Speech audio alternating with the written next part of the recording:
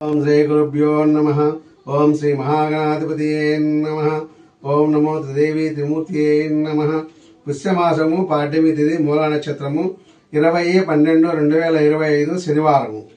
రాశి చక్రము, లగ్నములు, గ్రహములు, దిన ఫలితములు. మొదట మేషలగ్నము.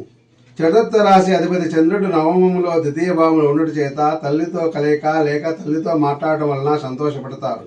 పంచమాధిపతి రవి నవమ రాశిలో ఉండుట చేత పుణ్యక్షేత్ర దర్శనం కోరి ప్రయాణ సన్యాహాలు చేసుకుంటారు.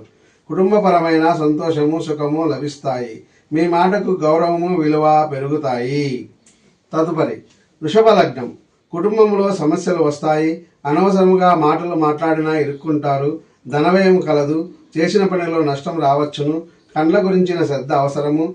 శరీర శ్రమ ఎక్కువగా ఉంటుంది. నిద్రాహారాల్లో సమయం మించిపోతుంది. తదుపరి మిథున లగ్నం.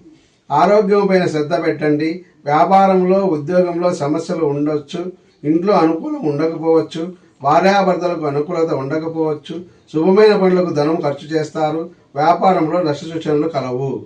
తదుపరి కటక లగ్నం. రావాల్సిన అప్పులు వసూలు కావచ్చు. అప్పు కోసం చేసే ప్రయత్నం ఫలించవచ్చు.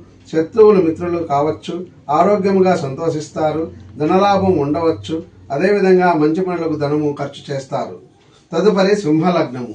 సామాజిక గౌరవం లభిస్తుంది. విద్యలో అభివృద్ధి ఉంటుంది. సంతానం కొరకు ధనము ఖర్చు చేస్తారు. సంతానంతో సుఖంగా గడుపుతారు. అధికారులతో ఆఫీసులలో మీ పనులు సులువుగా జరుపుకుంటారు.